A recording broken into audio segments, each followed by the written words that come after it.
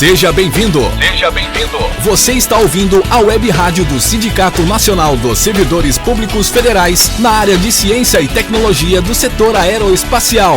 Web Rádio CT. Web Rádio CT. Web Rádio CT. A partir de agora você vai ouvir pela Web Rádio CT o programa Clique Jornal. Dinâmico e inteligente. Clique Jornal.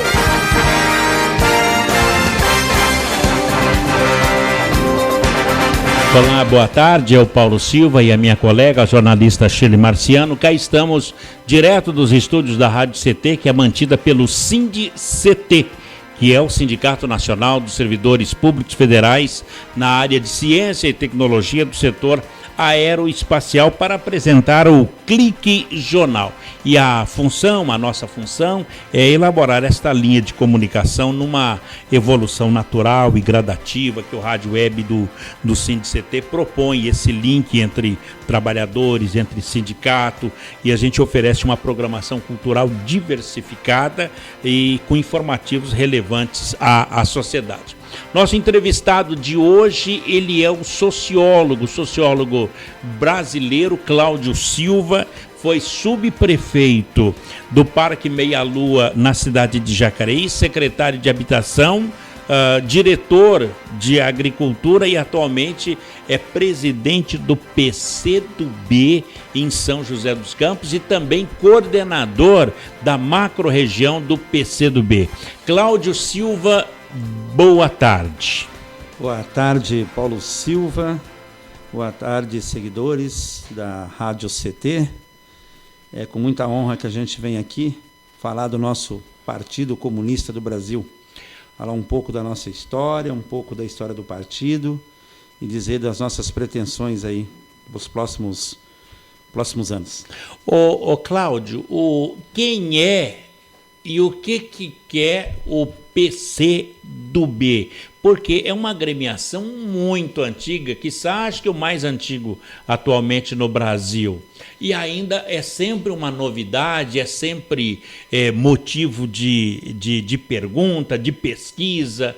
E é por isso que a gente pergunta quem é o PCdoB aqui no Brasil, o que quer o PCdoB?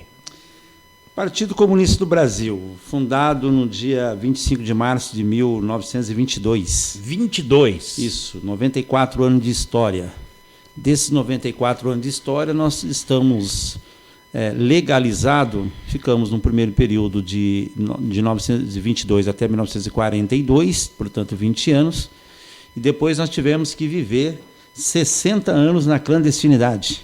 Poxa vida. Enfrentamos aí na época a ditadura getulista, depois não conseguimos mais a legalização do partido, veio a ditadura militar, também com perseguição, vários camaradas assassinados naquele período. Conta-se a história dos historiadores que estudam mais o partido e aquele período da ditadura militar, que nós tivemos em média de 1.100 a 1.200 militantes assassinados.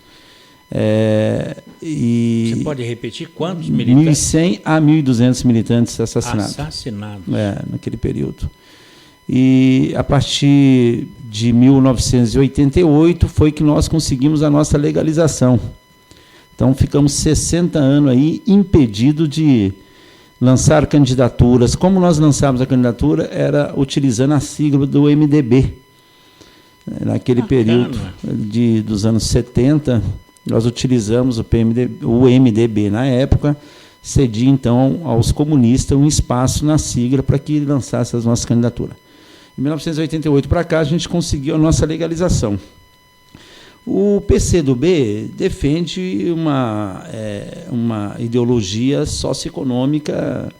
Seria a mesma de Marx, de Karl Marx, de Lenin. Nós somos seguidores de Marx, de Lenin. São os revolucionários históricos. Exatamente. Na verdade, Marx fez um grande embate, há 170 anos atrás, já apontando o caos que é o sistema capitalista.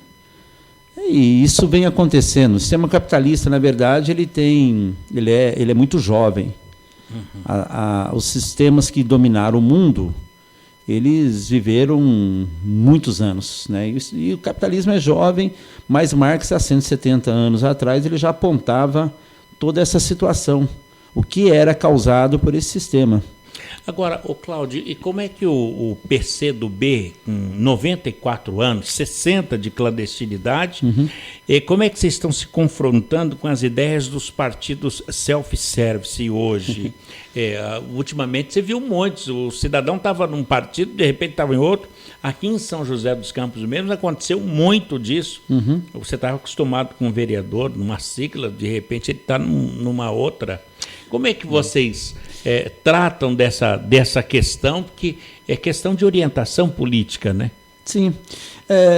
Na verdade, assim, os partidos mais tradicionais no Brasil, está aí o PDT, o PCdoB e o PT, que tem uma visão mais classista, né? E tem, evidentemente, aí os partidos mais tradicionais, que apontam mais o caminho do campo do centro-direita, que é o PMDB, o PSDB, e o DEM. Esses, vamos dizer, que são os partidos que têm uma trajetória maior e que tem as pessoas acabam procurando por ideologia. Mas, mesmo assim, nós também somos vítimas de oportunistas, né? O próprio PCdoB, né? Passa algumas lideranças que vêm para o partido, acho que um número até menor, porque dentro do PCdoB a gente procura buscar a formação política. O PCdoB, dentro da sua organização política, é o único partido que tem profissionais liberados para a formação política. Nós temos uma escola, que é a escola Maurício Glabóis, Instituto Maurício Glabóis, que dá formação política para o nosso militante. Poxa vida. O que nós chamamos porque Maurício Glabóis foi uma grande liderança, um grande intelectual, né, que foi nosso dirigente, um dos também assassinados aí no período da ditadura, e que simboliza essa formação dos nossos militantes. Nós temos, por exemplo, o militante mais de base, ele passa por a formação pelo módulo 1. A militância vai crescendo, vai assumindo o papel de dirigentes na sua cidade, ele passa por um módulo 2, depois até chegando no módulo 3, que é a formação de dirigente mais em nível nacional. Existe uma ideologia muito forte. Muito forte. Identidade com o partido muito forte. Agora, ele é democrático? Totalmente. O PCdoB defende a democracia. Eu estou perguntando isso 94 anos depois. Sim. É como se eu estivesse agora entrando no túnel do tempo. Como eu disse no começo, é um partido tão antigo, acho que o mais antigo partido do Brasil, mas a cada 2 anos há essa curiosidade do povo em relação ao Partido Comunista do Brasil. E até também, Cláudio, pela maneira que são 2 partidos comunistas no Brasil, né? Tem PCdoB e PCB, que um é de extensão do outro. Isso, que surgiu no mesmo... a fundação foi os 2 partidos, era um único, né? Mas no decorrer da história, ali para os anos 1950, depois já na clandestinidade, houve as divisões. Mesmo na clandestinidade? Aí houve um período que o PCB teve apontando mais o caminho mais à direita, que foi num período que Roberto Freire fazia parte do PCB, inclusive na eleição de 89, que o Lula era candidato a presidente, Roberto Freire era candidato pelo PCB.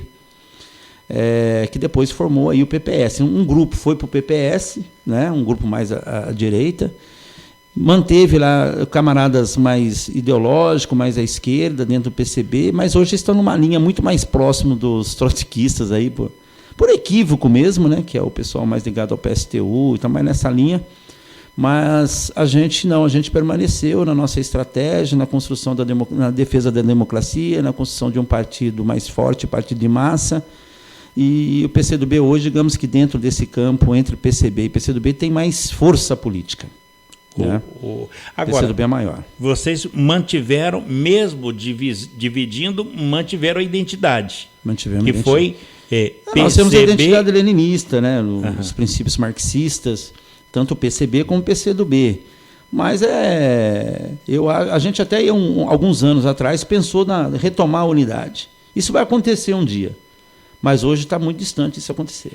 Depois do Lula, houve um avanço da esquerda e do PCdoB. O PCdoB conseguiu está socialmente na educação. Ultimamente, o ministro da Defesa também era o Aldo Rebelo, ministro da Defesa aqui no Brasil, até um mês atrás. Também ministro da Ciência e Tecnologia.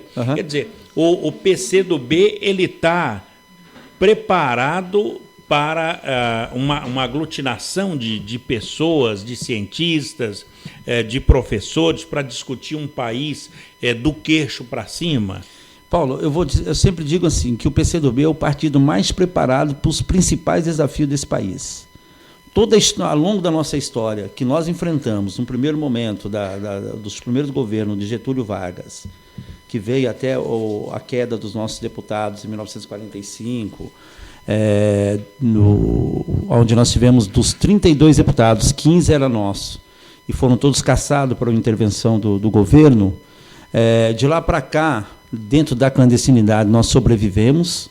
Nós fizemos uma opção. O PCdoB teve, de 32 deputados, 15 nos anos 40, no início dos anos 40. Do PCdoB? PCdoB. A metade do Congresso. A metade do Congresso. Aí nós tivemos, depois desse período, nós sobrevivemos todas a retaliação, todas as opressões que aconteceram nesse país. Fizemos a defesa de Jango naquele período, fizemos a disputa pela democracia contra a ditadura militar, tivemos um número exagerado, um número alto de militantes assassinados, dirigentes assassinados do partido. A gente sobreviveu tudo isso. Nós abrimos a nossa parte de legalização, e já com grande desafio, já colocado, inclusive, para o nosso dirigente, João Amazonas, que era da construção da Frente Brasil Popular. A Frente Brasil Popular que fez a eleição de Lula de 89, com a frente de partido de esquerda, que construiu a eleição vitoriosa, mesmo com a derrota para Collor, mas nós saímos daquele processo vitoriosos. Nós construímos uma liderança nacional, que partiu dessa unidade dirigida pelo PT, pelo PCdoB. É lógico que nós não encabeçamos um projeto, porque a liderança mais popular e que tinha mais condições de fazer um enfrentamento era Lula. Não era uma direção, por mais quadros dirigentes que nós tivemos naquele período, naquele momento que nós tínhamos, nós não conseguimos, nós sabíamos, porque o PCdoB ele é consciente da sua força e sabe que é mais estratégico para o país. Interessante o pensamento. Eu vou citar um exemplo. Eu digo assim, se Dilma fosse, ou Lula, eu vou fazer aqui uma fala que eu preciso fazer com alguns camaradas do PT, mas não tive essa oportunidade. Eu digo assim, eu sempre falo isso para alguns camaradas do partido. O Lula, no ponto de vista de organizar a eleição no jogo que está colocado para essa democracia burguesa, é o melhor quadro que tem no Brasil. É o melhor quadro que sabe montar esse quebra-cabeça, a organização, as alianças de Estado, o partido que traz. O Lula é muito habilidoso nisso. Só que o Lula ele tem um grande defeito. O Lula não tem uma formação leninista. E não tendo uma formação leninista, e os principais dirigentes do PT também não tendo, ele não conseguiu enxergar a arapuca que ele estava caindo. Então, essa formação leninista que você coloca, em que sentido você quer dizer assim? O que na vida real as pessoas que estão ouvindo lá, elas conseguem entender essa divisão? O que é ser leninista? Por que ele não sendo leninista, o que falta nele? Então, eu penso assim, que Lenin teve a mesma popularidade de Lula. É lógico que os momentos eram diferentes. Né? Hoje, por exemplo, imagina o que seria no início do século XX, 1902, 1903, porque a Revolução aconteceu em 1917, mas a construção de um projeto já vinha antes. Então, quer dizer, em 1905 nós fizemos uma tentativa, né, de chegar ao poder. Então foram anos, décadas que foi construindo esse movimento. A visão que eu digo de Lenin é enxergar lá na frente, né? Ser um visionário. Exatamente. Eu chego ao poder, o que eu faço para os próximos 50, 100 anos? Faltou isso. Porque, assim, Lenin enxergou como Mao Tse-tung chegou, e a China até hoje é comunista. Como Fidel Castro enxergou em Cuba, mas Lula não conseguiu enxergar no Brasil. Mas você fala mais com relação a esses acordos que o PT fez ou não? Também, eu digo assim, eu acho que tem tipo de acordo que você beneficiou a população. Vamos dizer que o Lula fez isso. Talvez, vamos citar um exemplo. Lula pega, olha, para eu aprovar pelo Congresso o ProUni, o Mais Médico... Precisava negociar com o Congresso. Precisava negociar com esse Congresso corrupto que está no Brasil, não é agora, nessa última eleição, há muitos anos. Está terrível. Exatamente. Né? Então, você precisa negociar, você cede. Cede que, vamos dizer assim, até vistas grossas do que se faz no Congresso. Se fosse uma formação leninista, aprovaria sem... A formação leninista não aprovaria pelo movimento do Congresso, aprovaria pelo movimento das massas popular. Entendeu? Quer dizer, pelas massas, pela população. O debate seria feito fortalecido de baixo para cima. Bom, em resumo, como a gente está terminando esse... Bacana a explicação. Eu teria uma outra explicação entre o Lenin e o Lula. Sim. Na época do Lenin não tinha telefone celular. Na época do Lula não tinha guilhotina. Né? E vice-versa. É mais ou menos isso. E não tinha escuta também. Não, e analisa como era discursar para uma praça de 1 milhão de russos e ele discursando sem microfone, sem megafone, sem nada. Verdade. Era aquela passada, né? Eu falo assim, olha, companheiros, aí vai levando. Eros. Aí outros companheiros. Mas os estudantes, então, estão hoje... Estão seguindo hoje. Não tem as estruturas. Aliás, o PCdoB é muito forte nessa área aí, né? O JS. Quando o estudante vai fazer protesto, um fala, o outro repete, até chegar o último lá. É verdade. Bem, nós vamos para um breve intervalo, a gente volta já com o Cláudio Silva, ele que é sociólogo e presidente municipal do PCdoB aqui em São José dos Campos e coordenador da macro-região. A próxima pergunta em relação ao PCdoB qual é a diferença entre comunismo e socialismo? Todo mundo pergunta e a gente volta já com o Cláudio Silva. Você está ouvindo pela Web Rádio CT, o programa Clique Jornal.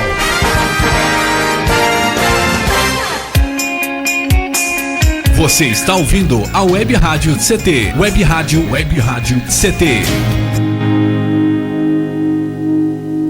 Você que está aí no trânsito, pare e pense. Quem deve mudar para melhorar o trânsito?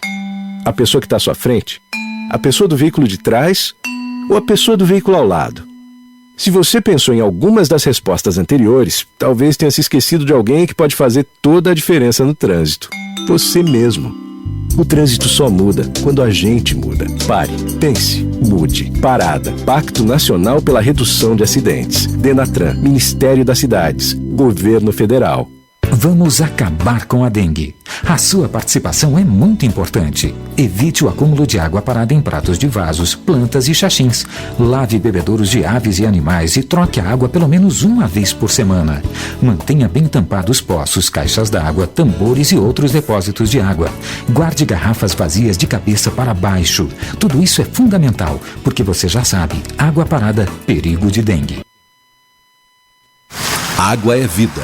E vida não se desperdiça. Você sabia que a maior parte do gasto de água residencial acontece no banheiro? O vaso sanitário e o chuveiro costumam consumir juntos mais da metade de toda a água gasta em uma residência. Por isso, fique atento. Ao construir ou reformar, dê preferência a equipamentos de baixo consumo. O retorno desse investimento virá em poucos meses na sua conta de água. Entre nessa corrente. Uma campanha da Câmara dos Deputados e Agência Nacional de Águas.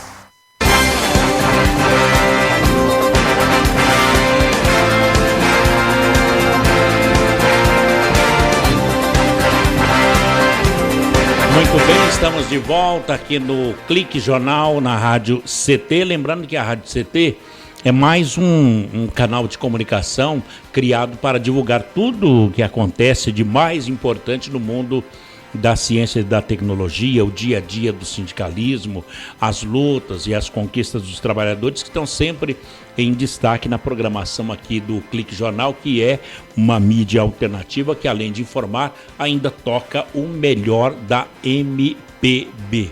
Cláudio Silva, sociólogo Cláudio Silva, que foi subprefeito lá do Parque Meia Lua, aqui na cidade de Jacareí, secretário de Habitação, diretor de Agricultura e atualmente é o presidente do PCdoB. A pergunta que nós remetemos para esse bloco, ô Cláudio, é a seguinte: qual a diferença entre comunismo e socialismo? E está dando um nó na cabeça dos menos esclarecidos. Uhum. Não, o socialismo ele é o ponto de partida, né? Porque, na verdade, o que eu digo assim, o socialismo ele ajusta a casa. Quando você sai de um sistema capitalista e vai se organizando, fortalecendo o Estado, reorganizando a questão das estatais, dividindo que a sociedade seja mais igualitária, abrindo espaço para a questão da formação, da educação, enfim. O comunismo ele é o complemento, ele é de fato assim a perfeição. Então o socialismo ele começa a transição para o comunismo. Você não tem como sair do capitalismo e ir para o comunismo. Não existe isso, né? Então ele forma dentro do seu de um Estado proletário, num Estado socialista, e aí ele só se cumprimenta com o comunismo, que daí é o salto, onde. Agora, tem uma pergunta aqui, Paulinho, se me permite. Pois não, Chile. É a pergunta de um ouvinte. Ele pergunta o seguinte: por que o partido tem defendido a tese de plebiscito para antecipação das eleições como moeda de troca para que o Senado a absolva no julgamento? Caso a presidenta tenha seu mandato abreviado pelo plebiscito, então não estaríamos legitimando, de uma certa forma, o golpe parlamentar que temos hoje? Não, a gente não avalia assim. Nós avaliamos que, atual momento, Dilma ganhou as eleições em outubro do ano passado, de 2014, e no dia seguinte a palavra impeachment estava sendo colocada pela direita dentro do Congresso. O passo a passo, se você analisar o passo a passo do impeachment no Brasil, ele não foi se dado na questão, principalmente, da situação da corrupção, né, que eles apontam esse sentido, e também da questão da economia. Você vive uma crise mundial. O Brasil faz parte desse mundo, não tem como também não afetar, ser afetado 2008, pela crise. Né? A crise de 2008, que foi, inclusive, a maior que a de 1929. Muito maior. Com um peso muito maior e um momento muito maior que exige muito da questão da economia mundial. A gente viu o que aconteceu com a Grécia, com a Espanha, com a Europa toda. Né? Exatamente. Então, esses dois argumentos colocados pela direita era fachada, porque, na verdade, o interesse deles era encurtar, aí, vamos dizer, o processo para derrubada e assumir, de fato, com esse governo golpista que está aí. Qual que é a saída que nós encontramos? Nós sabemos que a dificuldade que tem. Nós avaliamos que o governo Dilma teve erros, cometeu erros. Certo. Porque ganhou as eleições, no dia seguinte, pegou o programa do PSDB, principalmente na parte de economia, né, e colocou em prática.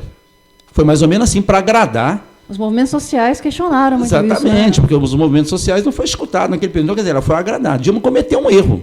Nós sabemos do erro que ela cometeu.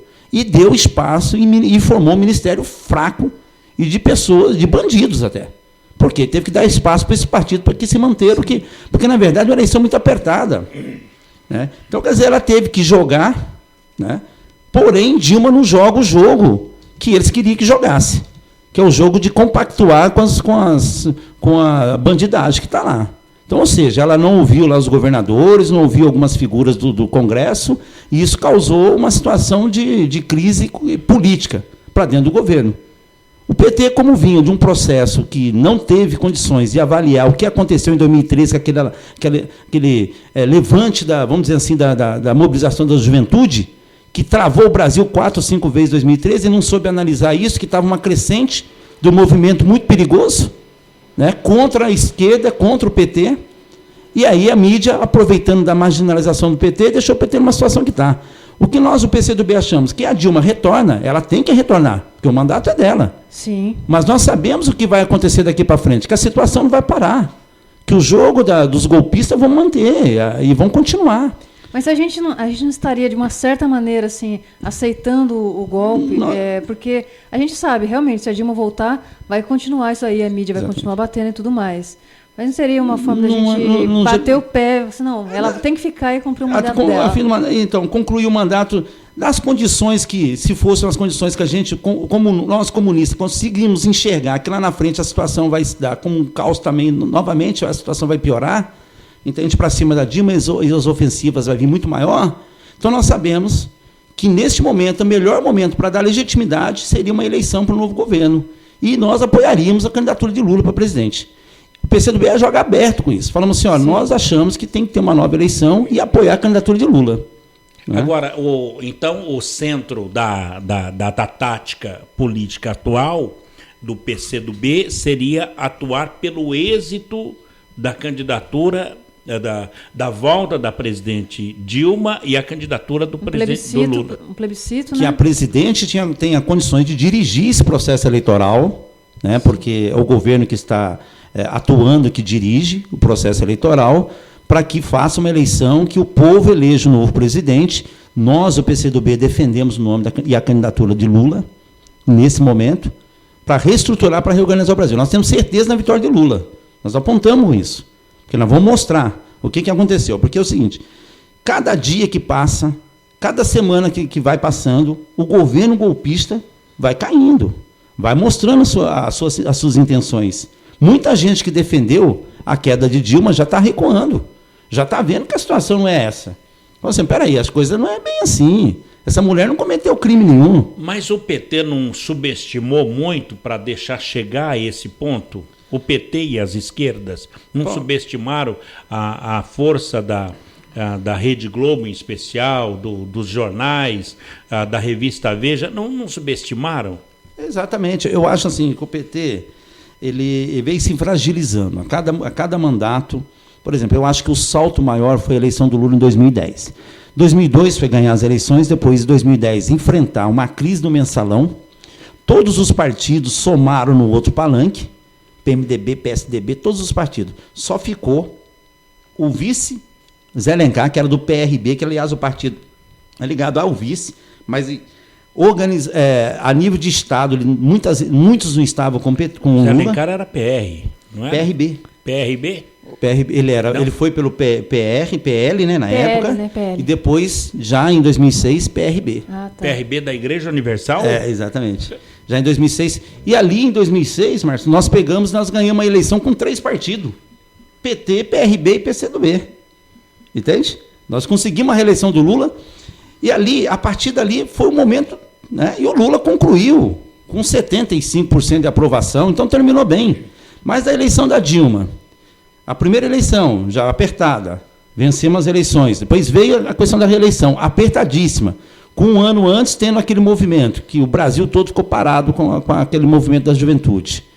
Aí você pega, assume Dilma, com um projeto que era nosso, nós ganhamos, ela deixou de lado. Quer dizer, o PT foi se enfraquecendo, perdeu os estados, né? Então diminuiu a bancada, ficou na mão de quem... Aí tem aquele lance, que eu vou falar uma coisa para você, Paulo. Sim. Se você governa, dentro do Congresso é assim que funciona. Você tem um setor do bem e você tem um setor grande do mal. Uhum. Aí no meio, tem aqueles que precisam... Dentro do Congresso é assim, você tem 500 deputados, você pega 100 bons, 100 muito ruim. É igual tumor, maligno e benigno. Exatamente. Aí fica 300 no meio, e esses 300 precisam de sobrevivência política. Uhum.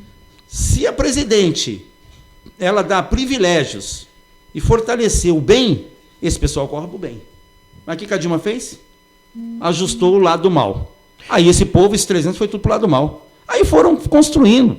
Aí você tem uma imprensa brasileira, as grandes redes, né, as grandes redes de comunicação, de televisão, de jornal, de revistas, bombardeando diariamente o governo. A troco de patrocínio. Exatamente.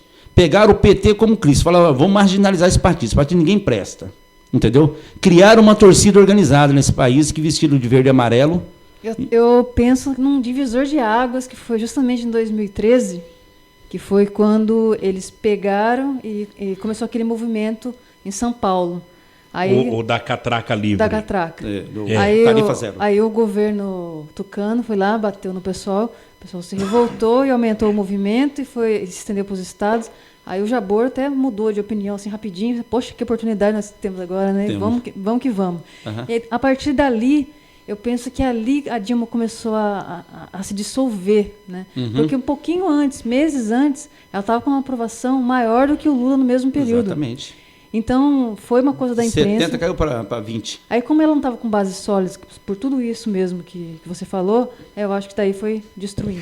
E vou te dizer mais uma situação. Mas diz daqui a pouquinho, não perca o raciocínio, porque estamos aqui com o Cláudio Silva, que é o presidente do PCdoB aqui em São José dos Campos. A pergunta que fica, mais o seu raciocínio, pelo gancho da conversa da fala da Shirley, é saber do PCdoB, qual é a condução, qual é a mudança, a luta de um novo projeto nacional de desenvolvimento. Essa é a pergunta para o próximo bloco aqui no Clique Jornal com Cláudio Silva, presidente do PCdoB aqui em São José dos Campos. Um instante, a gente volta já. Você está ouvindo pela Web Rádio CT, o programa Clique Jornal.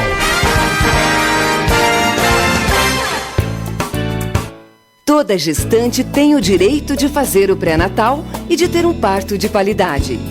No pré-natal, é possível descobrir e tratar algumas doenças que prejudicam a mãe e o bebê. Gestante, cuide bem da sua saúde e da saúde do seu filho. Faça o pré-natal. Procure o serviço de saúde mais próximo de sua casa. Pastoral da Criança, trazendo vida, paz e esperança. Você que é pai, mãe ou faz transporte escolar, que tal parar um pouco para pensar? Sabia que a principal causa de mortes de crianças entre 5 a 14 anos são os acidentes de trânsito? Precisamos parar com as mortes de nossas crianças no trânsito. Pare e pense. O respeito à vida depende de cada um de nós. Denatran, Ministério das Cidades, Governo Federal. Toda criança tem o direito à vida, à liberdade, à saúde, à assistência, à educação e à proteção. Infelizmente, muitas crianças e adolescentes ainda trabalham em lavouras, carvoarias, olarias, pedreiras, lixões ou nas ruas. Lugar de criança é na escola e na família, para que possa se desenvolver com saúde e dignidade. Participe, diga não ao trabalho infantil. Conectada com o mundo. Conectada com o mundo. Web Rádio CT.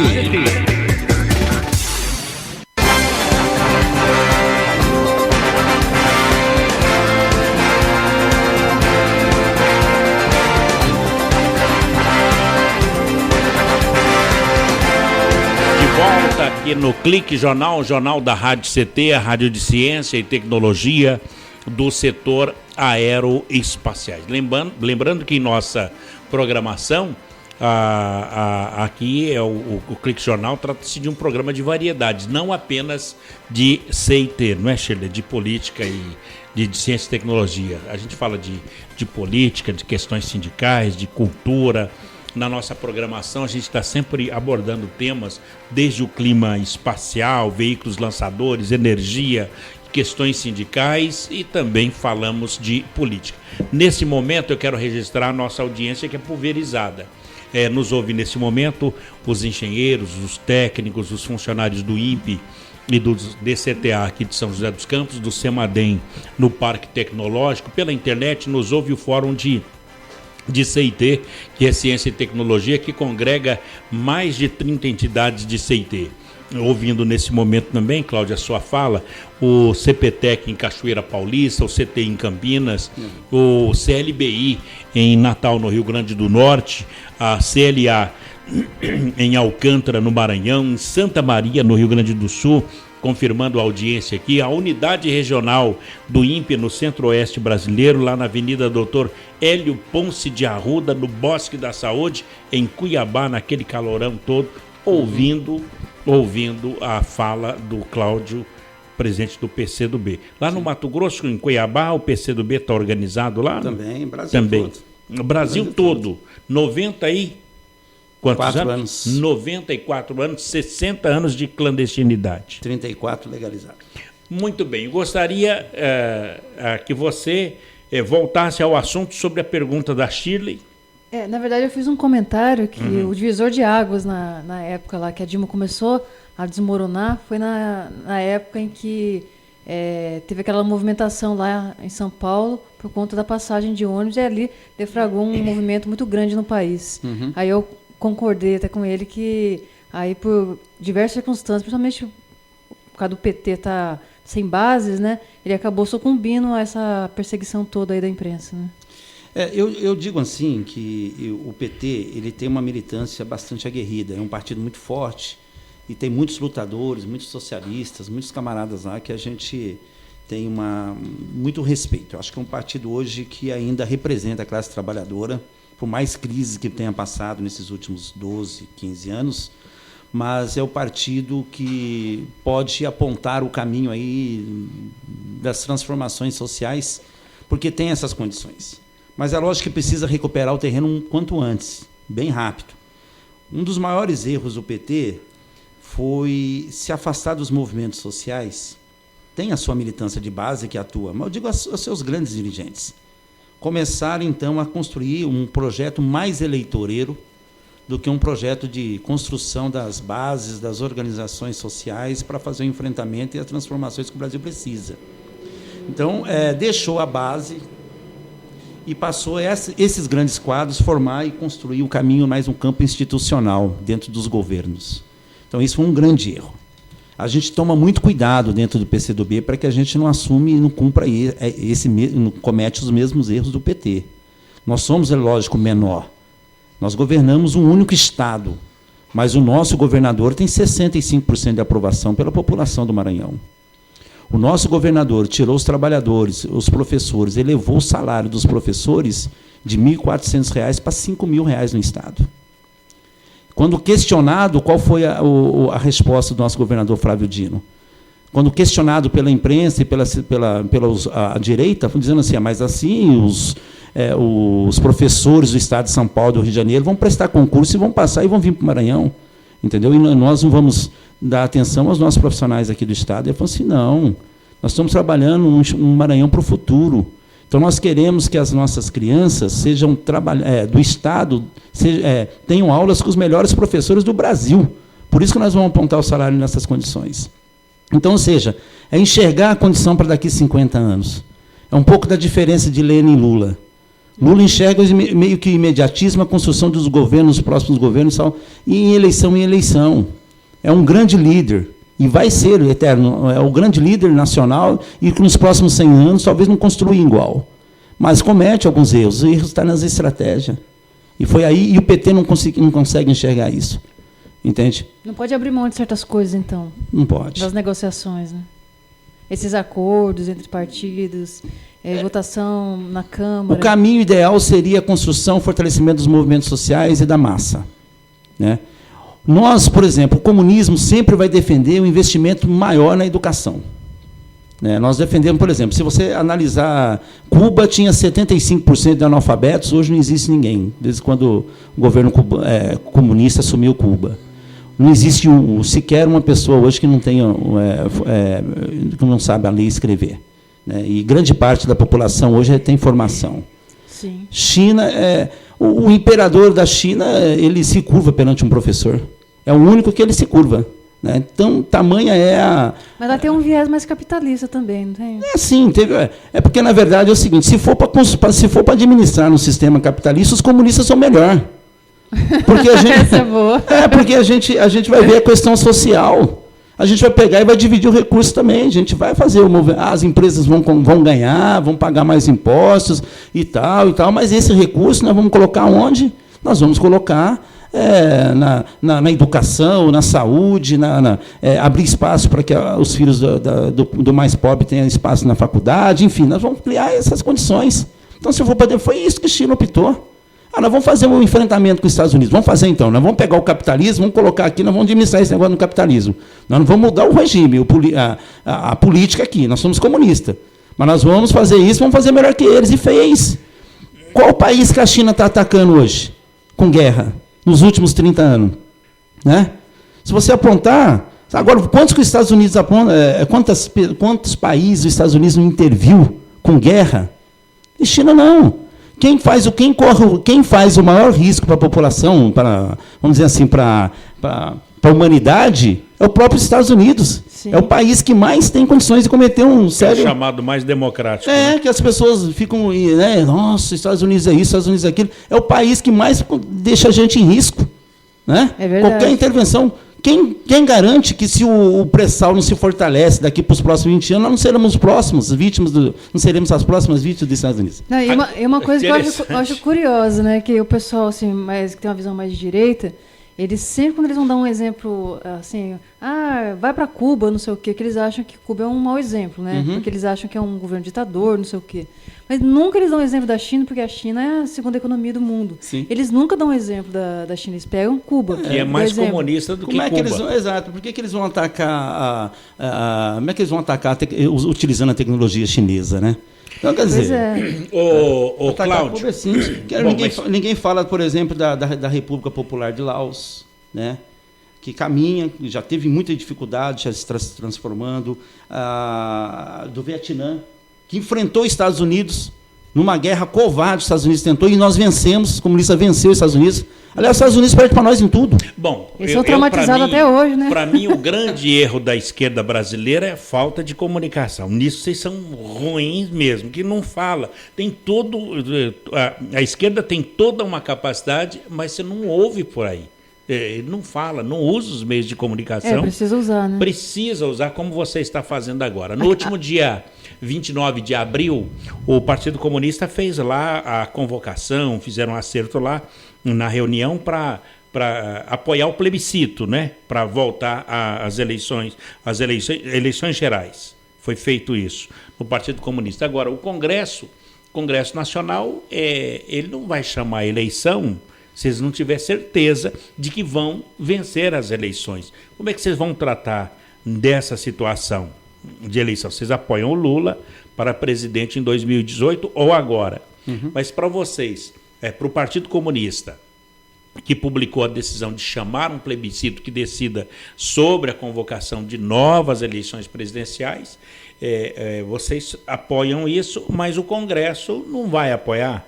Eles não têm certeza disso. Por isso que a abertura do plebiscito abre esse debate. Porque a gente enxerga assim, aí o Congresso, várias lideranças deles vão defender na televisão, por que não plebiscito? Nós vamos defender o porquê sim, entende? Nós vamos apontar aí, porque a melhor saída é o plebiscito. Quem vai defender é a população. É a população que vai às urnas vai decidir. Mas falar em plebiscito, nós tivemos recentemente aqui, entrevistamos várias entidades, pessoas, líderes que falou nós tivemos um plebiscito agora, mas era da reforma política, isso, não é? Isso, o plebiscito popular da reforma política. De 7 de setembro. Isso. Naquela convocatória... Até a Dilma chamou. Até a presidenta Dilma chamou para esse plebiscito. Qual foi a posição do PCdoB? Defendeu também o mesmo plebiscito para a reforma política. A reforma política. O sistema que está aí, a forma que está sendo colocado, isso já está comprovado que não funciona. Essa situação que você mesmo apontou aí, de troca de partido, de falta de identidade, né? De candidatos que passam, de pessoas que passam pelo partido, utiliza, depois muda e tal. Isso na reforma política você tem que amarrar. Fizeram uma mini-reforma agora no Congresso que abriu... o primeiro ponto que eles colocaram ali foi o fim da fidelidade partidária. Porque essa janela que abriram, que encerra no dia 2 de abril, isso aí encerrou. O cidadão é eleito, ele leva o mandato para onde ele quer. O partido que se organizou, se ajustou, que teve outras candidaturas, que teve X votos, que ajudou e contribuiu para dar o coeficiente eleitoral, é ignorado. Até porque as diretrizes que a pessoa, teoricamente, teria que seguir, né? Ele fica desvinculado depois, né? Sim. Se ele sai do partido. Né? A forma... Nós, PCdoB, também, porque é lógico, a crise da esquerda, do PT, afeta a esquerda também, nos afetou, nós perdemos deputados.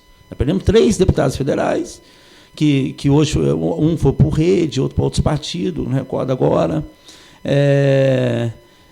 Um apenas desses deputados que manteve a posição ante o golpe, os outros 2 seguiu as linhas e as diretrizes do partido que eles estão. Aqui em São Paulo nós perdemos um na Assembleia Legislativa, né? Então, ou seja, nós tivemos, mas porque essa abertura deu essas condições. E essa era a intenção, porque sabia que era o momento de enfraquecer mais a esquerda. Nós perdemos a Marta, né, que ela disse que não queria ficar mais no partido corrupto, foi para o PMDB. É verdade. Olha, ela foi pro PMDB, quer dizer, e agora, ainda bem que a Globo não fala mais em corrupção, né?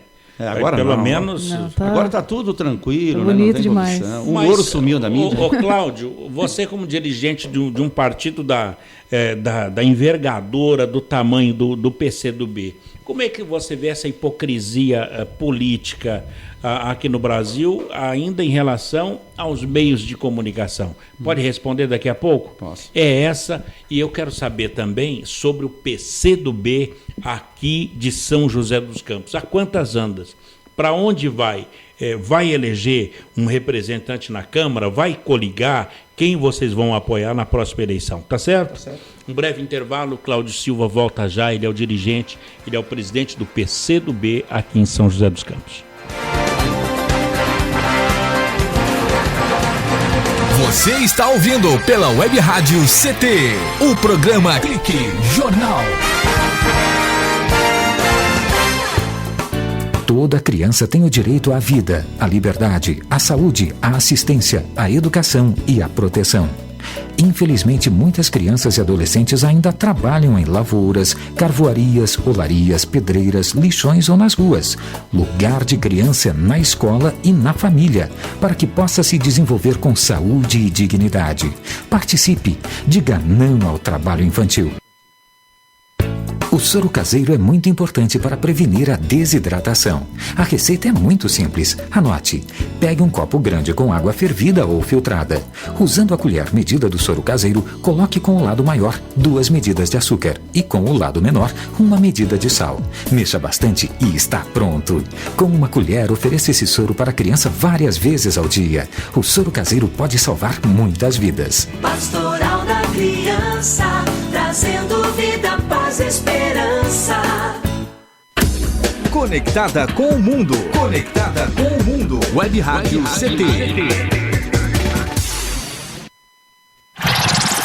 Racismo não entra em campo. Futebol é arte da bola que rola no gramado. Roda no ar, na cor da emoção. Pernas brancas, pretas, amarelas, de todas as cores, de todas as torcidas. Cartão vermelho para o racismo. Fim de jogo. Racismo é crime. Denuncie. Uma campanha da Comissão de Esportes da Câmara dos Deputados.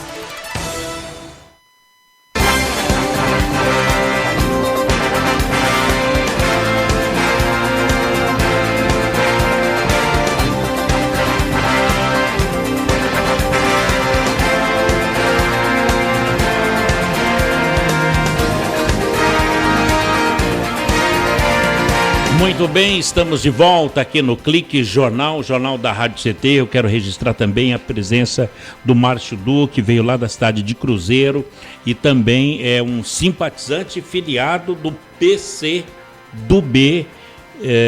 aqui no Brasil. Bom, o Cláudio, o PCdoB aqui em São José dos Campos, qual é o registro do PCdoB? Aonde está? Quem são? Quem são os seus pré-candidatos? Como está sendo o comportamento do partido e dos filiados frente às eleições que faltam aí 90 dias para ter o seu sufrágio? Sim. O PCdoB na cidade de São José dos Campos, a gente tem nós viemos para cá num desafio de reorganizar o partido, porque nós tínhamos atuação em alguns sindicatos, mas a gente não conseguia avançar nas questões partidárias, mesmo porque o sindicato pauta uma linha focada para a categoria, e o dirigente acaba priorizando essa tarefa, e o partido ele é mais amplo, ele não fica, na sua categoria, ele tem todas as questões para se debater, a questão da educação, da saúde, da política pública, para o esporte, enfim, para a política pública da cidade.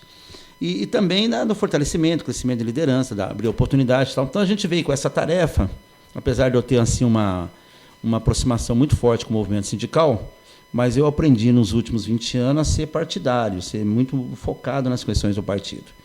E aí nós conseguimos, então, na eleição passada, dar o primeiro pontapé, vamos dizer, o pontapé inicial para que a gente desse essa organização. Nós fizemos em 2012 tivemos 12 candidatos a vereador. Não conseguimos espaço, não conseguimos na Câmara uma vaga, mas a gente botou a cara do partido, apoiamos a candidatura do prefeito Carlinhos. Depois houve a vitória do Carlinhos e a gente ocupou alguns espaços dentro desse governo, apontando aí e atuando mais no campo aí do esporte, já que a gente tinha uma relação muito forte com o Ministério do Esporte na época, então, com Aldo Rebelo. Que foi ministro da Ciência e Tecnologia. Foi da Ciência e Tecnologia e da Defesa no governo Dilma. Até agora. Até agora, há 30 dias atrás, antes do golpe. E aí, o que a gente aponta para este ano? Nós vamos diminuir o número de candidatos. Seria assim, vamos dizer assim, mas quando você aparece no primeiro instante, você não pode diminuir, você tem que crescer. Não. Nós vamos diminuir o número de candidatos a vereador, mas também qualificando mais as candidaturas nossas assim, com um perfil mais classista, mais próximo dos pensamentos ideológicos do PCdoB. Então, nós temos aí o companheiro nosso que preside o sindicato do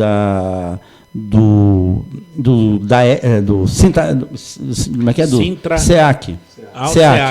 O SEAC. Marcelo Ribeiro. Nós, inclusive, hoje já fizemos uma reunião com o pessoal do PDT, amanhã também a gente vai dar sequência nisso, já definiram a quantidade de candidatos. A gente chegou a ter até 10 pré-candidatos, mas a gente vai definir com um número menor, 4 para que a gente parte com uma força maior para ajudar a organizar, já que o PCdoB não é um partido do tamanho dos outros que tem aí. A gente está qualificando os nossos quadros, nossos militantes, vamos pequeno para essa campanha, porém com a força... Com 4 candidatos. Além do Marcelo, você lembra o nome dos outros 3? Lembro, sim. Quem seria? O Edivaldo, que foi dirigente do Sindicato dos Servidores Públicos Municipais, Guarda Civil... Que é GCM. Guarda Civil aqui da cidade, morador e presídio, bairro lá do Pernambuco. No Putin, né? Pernambucano. Exatamente, Pernambucano. E também... temos o Chocolate, que é um rapaz que atua no esporte amador. Atua no futebol amador, é dirigente da Liga de Futebol. E que a esposa é deficiente visual. E eu não tive a oportunidade de conhecer a esposa do Chocolate, mas ele mora aqui no Vila Maria. Ele mesmo. Então ele. E ele é presidente do Vasquinho, uma equipe tradicional aqui na cidade, do futebol amador, e também faz parte de mais 9 diretorias aí de clubes na cidade de São José. O Chocolate. O Chocolate do esporte amador, o Edivaldo, que é da Guarda Civil Municipal, o Marcelo, que é do Sindicato da Urban, que falam, né?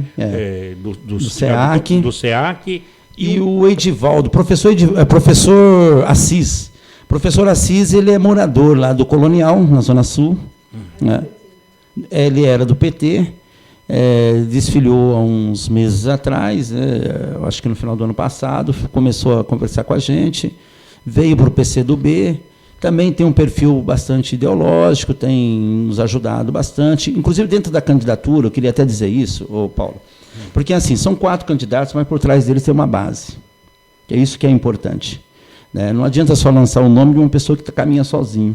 Todos eles têm uma base. Você pega o professor Assis, nós conseguimos aí identificar 11 professores do Estado que o apoiam. Que apoiam a candidatura dele. E, além disso, veio o pessoal mais tradicional, lá atrás, do movimento negro, lá o Basílio. Não, o Fabrício não. O Basílio, o Ivan, que é um pessoal assim, que militaram muito no movimento negro, mas que eles falam assim que o movimento acabou, a visão deles, né, elitizando um pouco na cidade, e eles meio que sentiram um pouco na periferia ali e deixaram um pouco de lado. Isso é a avaliação deles, não é minha, porque eu nem atuo na questão. Mas ela é totalmente verdadeira. Eu participei muito do PT, desde 18 anos fui filiada. Fiz parte do diretório, fui secretária de Juventude aqui por 2 mandatos. Sim. Então, realmente, o PT de São José dos Campos mudou bastante. E tem muita gente solta aí que vocês conversarem. Mas então, agora são só 4. Eu só não vi aí, o Cláudio Silva, a lei da paridade. São das 4 mulheres. Das mulheres. Porque os outros partidos que vão compor essa chapa, eles têm lá a composição ok. É porque a gente vai fazer uma aliança provável aí com o PDT, já está certo. Mas ainda a gente não abriu, porque ainda a conversa vai ser amanhã. Tem um outro partido que também tem uma força política, já tem um vereador que também vai fechar nessa chapa. no final a lei da paridade vai estar exatamente equilibrada. Os 30% vai ser composto ali pelas mulheres. A gente tem até uma possibilidade de lançar uma mulher aí, que a gente, se ocupar um espaço dentro da chapa, a gente vai lançar. Muito seria bem. Uma companheira nossa Agora, que foi candidata na eleição passada. O que se pergunta muito, a questão da linha de corte. Quantos votos no PCdoB para poder eleger esse vereador? A avaliação nossa, que está aí articulando a composição dessa chapa, é a eleição de 2 a 3 vereadores. Dentro do grupo. Dentro do grupo, Nós sabemos ali que 2 forças, né, de 2 vereadores que já estão ali, esses passam dos 4.000 votos. Mas a gente acha que a terceira caberia dentro de 2.500 votos. Um bom número. Exatamente. Abrindo espaço para esse terceiro, a gente acha que as condições são essas. É isso que nós estamos colocando para os nossos camaradas. Vamos ser realistas, os camaradas nós têm essa noção. Fala assim, ninguém aqui enfrentou as urnas, nós vamos enfrentar agora, nós temos base, nós vamos encarar, porque essa eleição é difícil. A eleição de vereador é uma eleição muito difícil. Tem pessoas que se elegem prefeito, mas não se elege vereador. Entende? E vários desses aí. Bom, então, o PCdoB com 4 pessoas vai enfrentar numa coligação aí com o PDT, possivelmente com o PT. PDT, e não, tem um outro partido que tem um outro vereador também, mas a gente ainda oficialmente não podemos abrir, porque, evidentemente, dentro do partido ele tem que fazer a conversação com nós para depois ir lá no partido e defender isso. Né? Então, não podemos soltar isso ainda na imprensa, a gente vai respeitar isso.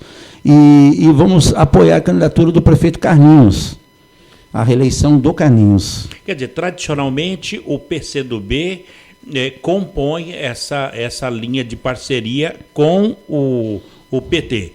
Não necessariamente. Se você analisar aqui no estado, por exemplo, em Taubaté nós temos o PPS. Não PPS. Deixa de ser um partido comunista. Mas também acontece que o PT sempre ficou um pouco muito vinculado a essa questão, o PCdoB junto ao PT. Nas últimas 4 eleições isso foi diminuindo. Porque a gente acha que, estrategicamente, muitas vezes, Paulo, o que acontece? Que a gente precisa defender isso. Cidade igual São Paulo, não dá para você fechar com o PSDB. Porque lá tem um enfrentamento pesado com movimentos sociais. Nós não vamos contra os movimentos sociais para defender o PSDB. Não tem como. Mas você chega em Paraibuna, numa cidade, outra cidade menor, que aí a liderança política que está no PSDB, mas, na verdade, tem condições de você abrir dentro do programa dele situações que a gente defende. Condições que a gente defende. Então, você pega a liderança, mais pela liderança, você visualiza naquela liderança uma condição estratégica de eleger um vereador nosso, entendeu? E, de repente, você apoia o outro partido. E pode até ser o PSDB, a gente não tem esse impedimento. O sujeito é palmeirense, mas é gente boa. Gente, exatamente. Como eu sou palmeirense. Então, é mais ou menos nessa linha. Bom, PCdoB em São José dos Campos, 2.500 votos, poderá compor a próxima Câmara. E assim também, Paulo, como em São José dos Campos, a gente não consegue enxergar o PCdoB apoiando o PSDB. Porque as lutas nos últimos... O PSDB deve ter 20 anos, foi de 93 para cá, se não me engano, formação do PSDB. Foi da eleição de 94, Mário Covas, que foi a primeira eleição que eles disputaram. Então, estão aí 25 anos. Mas, nesses 25 anos do PSDB, em São José dos Campos, eles apontaram um conflito muito grande com os movimentos sociais também. A ação que eles tomaram no Pinheirinho. Como é que nós vamos apoiar quem tomou uma ação daquela ação covarde? Né? Ou então construíram na cidade de São José dos Campos um quadrado onde se dizia, aqui é a Ilha da Fantasia, aqui nós vamos fazer de tudo. Quem está fora da Ilha da Fantasia, meu amigo, se vira nos 30. Aí estavam lá as comunidades mais carentes da Zona Leste, da Zona Norte, da Zona Sul e tal. A Zona Sul, para eles, só era reconhecido até o Bosque dos Eucaliptos. E lá para o fundo era Deus dará. Então, ou seja, não, o Carlinho veio, quebrou esse muro, construiu para a cidade para todos, cuidou da Ilha da Fantasia, muito melhor do que eles, porque está melhorando muito mais ainda a questão do centro, a região mais aburguesada aqui da cidade, vamos utilizar essa palavra, nem talvez não seria legal, mas e também ampliou para a comunidade mais carente, para os bairros aí que estavam sem regularização, sem casas populares, sem pavimentação. O prefeito Carlinho fez um excelente governo. A avaliação do PCdoB é isso. Nós descontentamos com alguma ação ou outra, é lógico, vinculado ao partido, sim. É evidente, né? Nós tínhamos secretário de esporte, não deu mais. Mas isso é uma coisa que a gente vai conversar com o prefeito e a gente dialoga com muita tranquilidade. Mas o que o prefeito fez para a cidade merece a reeleição. Muito bem, quer dizer, entre o programa de governo e o programa do partido existem diferenças, mas a soma total vai ter que fechar, que é o social. O social. Não se faz desenvolvimento de uma nação que não parte para o social, que investe primeiro no desenvolvimento do ser humano. Né? Você até me fez uma pergunta, a gente acabou não tendo tempo de responder isso, pois não. Porque eu acho assim que parte disso, e também crescer e criar um desenvolvimento no país, o PT e as nossas lideranças que a gente defende é que crie-se um desenvolvimento regional, porque não dá para visualizar o Brasil longe de uma Argentina, longe dos crescimentos de uma Venezuela. Essa região da América do Sul tem que caminhar e pensar o desenvolvimento junto, em conjunto. Porque não dá para o Brasil ser um país totalmente desenvolvido e a Bolívia ser um caos total. Não dá. A gente não consegue caminhar assim. A Europa não faz isso, por que aqui na América do Sul tem que se contentar com isso? Bom, para a gente finalizar, Cláudio, na última, o PCdoB, junto com o PT, agora PDT e mais um partido, vai exercer a independência partidária e vai apresentar críticas e sugestões para a governabilidade, se lograr êxito? A verdade, a governabilidade, essa palavra é um fantasma, né, que afetou o governo nacional. Foi o Carlinhos que falou isso. E afeta os governos também a nível municipal. Eu lembro que o prefeito Carlinhos tinha 18 vereadores da base. Hoje tem maioria mínima, né? Ali está 11-10, se não me engano, na questão da votação, e tudo indica que esses 11 somarão com o Carlinhos, mas pode ser que um não some. Então, quer dizer, vai para uma outra força, para outra candidatura, e acaba terminando o mandato até na minoria. Pode ser que ocorra isso. Porque, às vezes, também, para compor a governabilidade, o vereador negocia, falando assim, olha, eu saio no palanque de lá, mas mantenho o voto na Câmara até o dia 31 de dezembro. Já tem vereador independente lá. Exatamente, que faz, e isso pode ser que faça. É uma dura missão. E o que nós vamos defender é, evidentemente, que a gente dê um espaço maior no governo do Carlinhos para os debates. Eu conversava com os nossos sindicalistas do nosso partido e diziam assim, o prefeito Carlinhos tem que ouvir os seus companheiros de longas datas. Precisa ouvir, precisa abrir um espaço, conversar, debater. Eu sei que, às vezes, é chato, né? Porque a gente vai pegar no pé mesmo, mas isso é importante. É verdade. Porque é o que Flávio Dino vem fazendo no Maranhão. A reunião com o sindicalista do Estado para discutir como é que está a categoria de cada um, o que o governo do Estado. É uma constante. Né? Com o movimento de moradia, com o movimento. Então, quer dizer, isso tem que abrir. O prefeito Carlinhos, lógico que estreitou muito a relação com a massa, com o povo. Muito próximo. Mas agora é um momento de reflexão. Mas agora com o movimento mais organizado ele precisa. O Flávio Dino, inclusive, foi capa do nosso jornal, ele estava defendendo o CLA, o espaço CLA com formação para os jovens lá e tal. Olha, o Centro de Lançamento de Alcântara. Vai ser uma boa matéria, hein? Nós fizemos. Não, mas para a rádio aqui. Ah, sim. Chiles, vamos embora? Vamos embora. Cláudio Silva, sociólogo, subprefeito do Parque Beialu, em Jacareí, secretário de Habitação, diretor de Agricultura, atualmente é presidente do PCdoB e da macro-região do PCdoB aqui no Vale do Paraíba. Muito obrigado pela sua presença e pela entrevista aqui na Rádio CT. Paulo, eu agradeço. É a segunda vez, né, que eu tenho a oportunidade de debater contigo. Na outra vez a gente até falou bastante sobre Marighella, né? Luiz Carlos Prestes, a gente teve a oportunidade de falar um pouco sobre isso. Eu agradeço você, a Shíria, o pessoal aqui dos técnicos, por essa oportunidade. Agradeço o Márcio por ter me acompanhado. É sempre uma satisfação muito grande, principalmente quando a gente fala do nosso partido e da política nacional e da política local. Faz parte do nosso dia, da nossa vida. Faz 30 anos que eu tenho filiação partidária, já fui também militante do PT e dirigente do PT. Mas eu optei por um partido que, para mim, eu deveria ter ido desde o início, mas também o PT foi uma grande escola. E nesses 30 anos eu sempre falo para os meus camaradas, uma ação que seja, mas eu faço alguma ação em defesa da luta de classe. E sempre em prol dos trabalhadores. Muito obrigado. Valeu. Uma coisa boa. Cláudio Silva, ele é sociólogo, por isso são umas palavras bonitas dessa.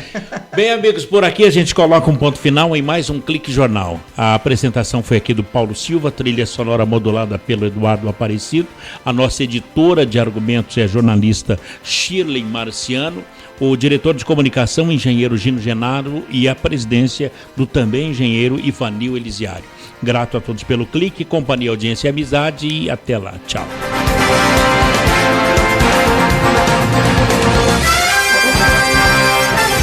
Você ouviu pela Web Rádio CT Clique Jornal. Clique Jornal.